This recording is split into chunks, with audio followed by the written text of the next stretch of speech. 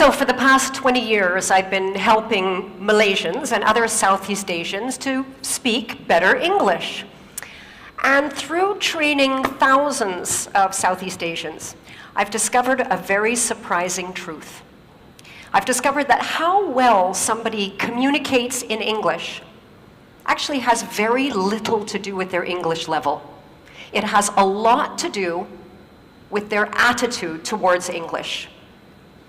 There are people out there who have a very, very low level of English and they can communicate very, very well. One of them that I remember was a student, a participant of mine named Faisal. He was a factory supervisor. English level very, very low. But this guy could just sit and listen to anybody very calmly, clearly, and then he could respond, absolutely express his thoughts beautifully at a very low level of English. So today I want to share with you what is so different about people like Faisal. How do they do it? And second of all, why is this so important, not only to you, but to your children, to your community, and to the future of Malaysia? And third of all, what's one thing you can do, starting today, if you want to speak with that calm, clear confidence that people like Faisal has? So first of all, what is so different? How do people like Faisal do it? So to answer that question, I'm going to take you back about 10 years, okay? So I was training staff at that time, and my daughter at that time was taking piano lessons. And I started to notice two really strong similarities between my daughter's attitude or thinking towards playing the piano and a lot of Malaysians' thinking or attitude towards English. Now, first of all, I should tell you, my daughter absolutely hated piano, hated the lessons, hated practicing. This is my daughter practicing piano, okay? This is as good as it got. This is the real thing.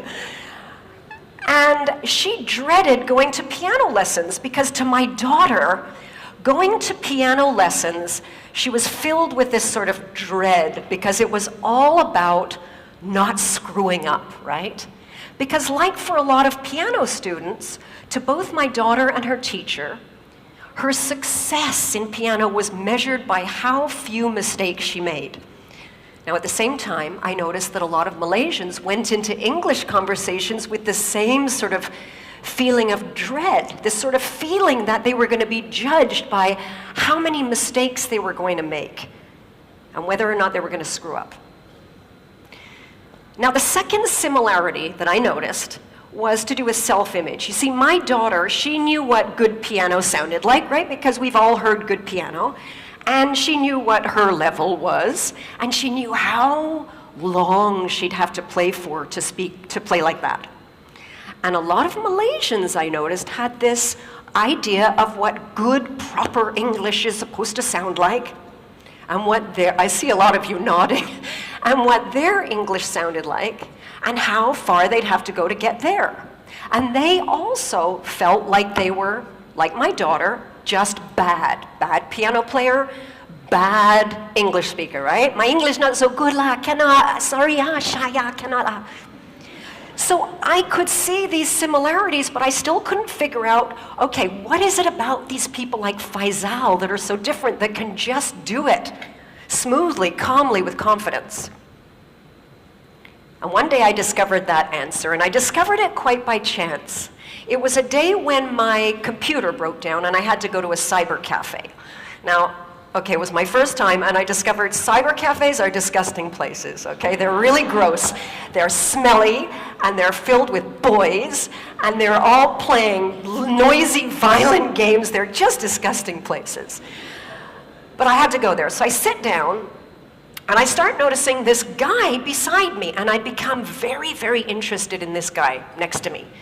Now, this guy is playing this game that is basically, it's like shooting people until they die, and that's it, right? That's the game, right? And I'm noticing that this guy is not very good. He's like, in fact, terrible, right? Because I'm looking and I'm seeing like a lot of shooting and not much dying, right? But what really interested me was behind this lousy player were 3 of his friends sort of standing there watching him play. And what I really noticed was, even though this guy was terrible, even though his friends were watching him, there was no embarrassment. There was no feeling of being judged. There was no shyness. In fact, quite the opposite. This guy's like totally focused on the bad guy, smile on his face. All he can think about is killing these guys, right? And I'm watching him and I suddenly realized, this is it.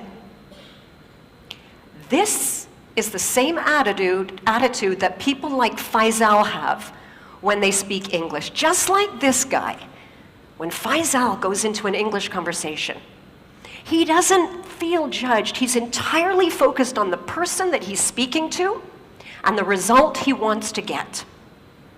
He's got no self-awareness, no thoughts about his own mistakes. Now, I want to share with you a real, true example to paint a picture of somebody who speaks English like they're playing piano and someone who speaks English like they're playing a computer game. And this is a true story. Happened to me. A while ago, I was in a pharmacy. I had to buy Omega. My doctor said I should get Omega. And I go to the shelf, there's tons of Omega. There's Omega that's high in DHA, Omega that's high in EPA, and I don't know which one to buy. Now, the sales rep happened to be there, and I saw she was like this well-dressed professional woman.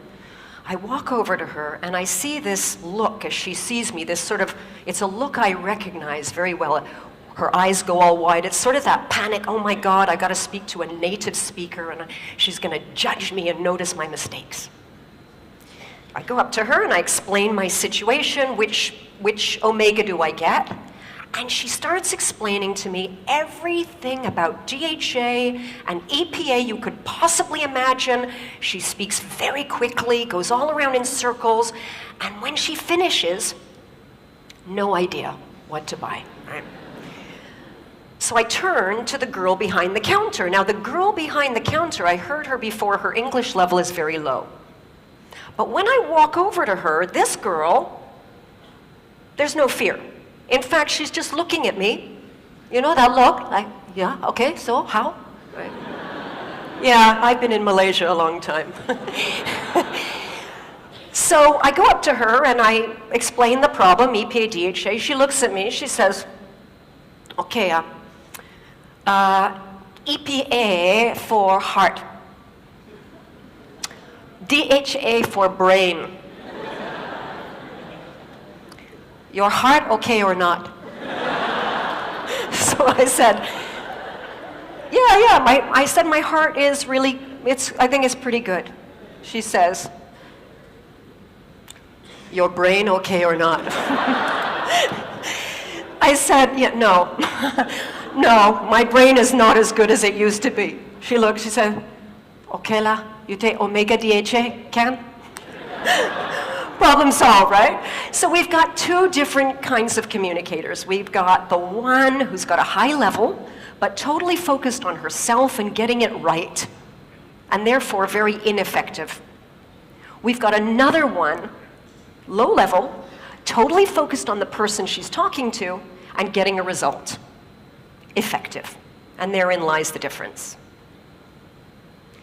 Now, why is this distinction so important, not just to you, to your children, but to the future of Malaysia and countries like Malaysia? And to answer that, let's take a look at who actually is speaking English in the world today, okay? So if we looked at all of the English conversations in the whole world taking place right now on planet Earth, we would see that for every native speaker, like me, there are 5 non-native speakers. And if we listen to every conversation in English on planet Earth right now, we would notice that 96% of those conversations involved non-native English speakers. Only 4% of those conversations are native speaker to native speaker. This is not my language anymore. This language belongs to you. It's not an art to be mastered. It's just a tool to use to get a result. And I want to give you a real-life example of what English is today in the world, real English today. This is another true story. I was at a barbecue a little while ago. This was a barbecue for engineers from all over the world, and they were making hot dogs. Now, some of the hot dogs were regular hot dogs, and some were these cheese hot dogs, you know, with the cheese in the middle. French engineer is cooking the hot dogs, and he turns to this Korean engineer and he says, would you like a hot dog? And the Korean guy says, yes, please. He says, do you want the cheese? And the Korean guy looks around at the table. He says, I no see cheese. French guy says, the hot dog contains the cheese. Korean guy doesn't understand him, right? So the French engineer tries again. The hot dog is making from with the cheese. Korean guy still doesn't understand. He tries again. He says, the hot dog is coming from. No, the cheese is coming from the hot dog. Korean guy cannot understand. Now this Japanese engineer who's been listening to this conversation turns to the Korean engineer and he says, cheese integrator. He understands, okay? Everybody understands. So this is what English is today. It's just a tool to play around with to get a result, like a computer game. Now the challenge is that we know in schools all around the world, right? English is not really being taught like it's a tool to play with.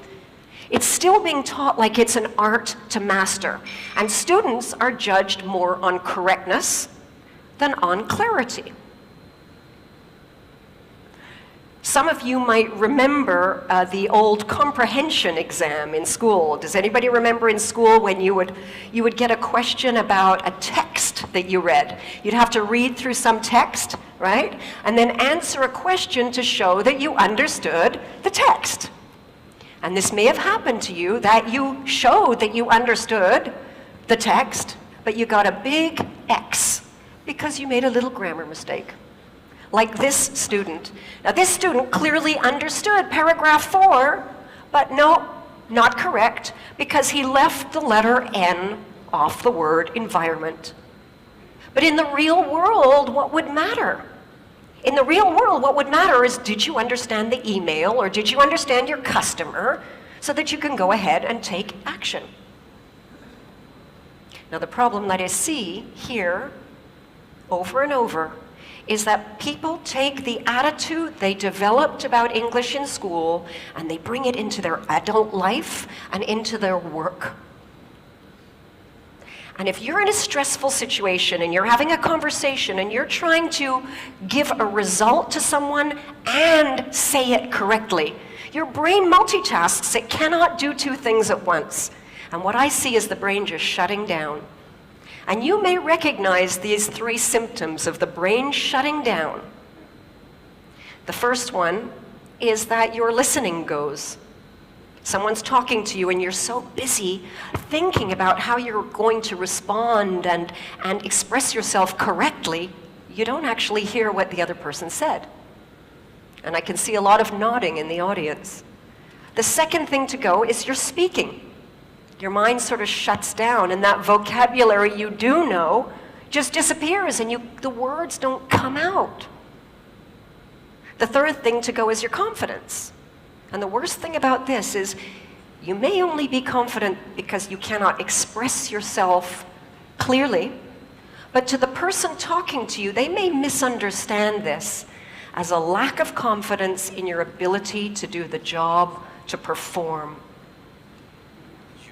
So if you want to speak English like Faisal with that great confidence, here's the one thing that you can do. When you speak, don't focus on yourself. Focus on the other person and the result you want to achieve. Imagine a next generation of Malaysians, all with that wonderful confidence in communication that Faisal has at any level of English.